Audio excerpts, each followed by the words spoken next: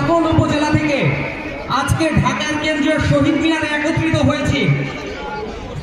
আমরা কি জন্য সারা বাংলাদেশ থেকে এসে এই কেন্দ্রীয় শহীদ মিনারে একত্রিত হয়েছি? আমরা চাই আমাদের ঊর্ধ্বতন কর্তৃপক্ষ, মাননীয় প্রাথমিক ও গণশিক্ষা মন্ত্রণালয়ের সম্মানিত উপদেষ্টা মহোদয়, আপনি আসুন, কেন্দ্রীয় শহীদ মিনারে আসুন, দেখে যান এই কেন্দ্রীয় শহীদ মিনারে শিক্ষকরা কেন অবস্থান করছে। তারা তাদের যৌক্তিক দাবি, সহকারী শিক্ষকদের 10ম গ্রেড, এই যৌক্তিক দাবির পক্ষে অবস্থান করছে। আজকে শিক্ষক শ্রেণী তাদেরকে কেন 13তম গ্রেডে 3য় শ্রেণীর কর্মচারী হিসেবে অবহিত করা হয়েছে, তাদেরকে অবদমিত করে রাখা হয়েছে। একজন শিক্ষক সে যদি 3য় শ্রেণীর কর্মচারী হয়, সে কিভাবে শিশুদেরকে, বাচ্চাদেরকে, সম্মানিত শিক্ষার্থীবৃন্দদেরকে 1ম শ্রেণীর নাগরিক হওয়ার স্বপ্ন দেখবে? আমরা চাই, আমরা সমাজে মান সম্মান নিয়ে বাঁচতে চাই।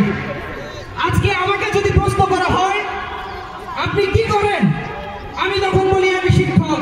ঠিক আছে, কোথায় শিক্ষকতা করেন? প্রাইমারি স্কুলে শিক্ষকতা করি। তখন তাদের এক্সপ্রেশন হয় ও।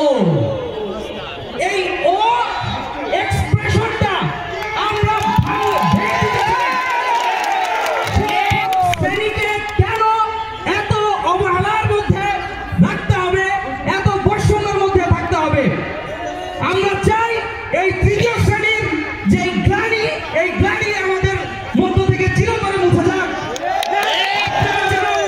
মাননীয় কর্তৃপক্ষ, আপনারা আমাদের এই যৌক্তিক দাবি বুঝবেন। যদি বুঝেন, শুধু বলবেন এরকম যে আমাদের স্বাদ আছে, সাধ্য নাই, ইচ্ছা আছে, সাধ্য নাই। আমরা এই দাবি মানি না, মানব না। আজকে সারা বাংলাদেশের তৃণমূল পর্যায়ের, প্রান্তিক পর্যায়ের সহকারী শিক্ষকরা একতাবদ্ধ হয়েছে। এখানে কোনো সমিতি নাই, এখানে কোনো নেতা নাই, এখানে সবাই যোদ্ধা।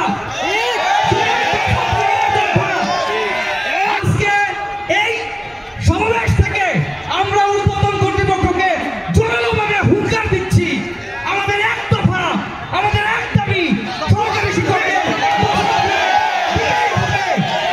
আর কোনো কথা নাই। দরকার হয় আমরা রাজপথে নামবো।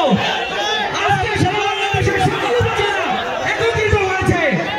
আপনারা সবাই নিজেদের অবস্থান থেকে আরো জোরালো ভূমিকা রাখবেন।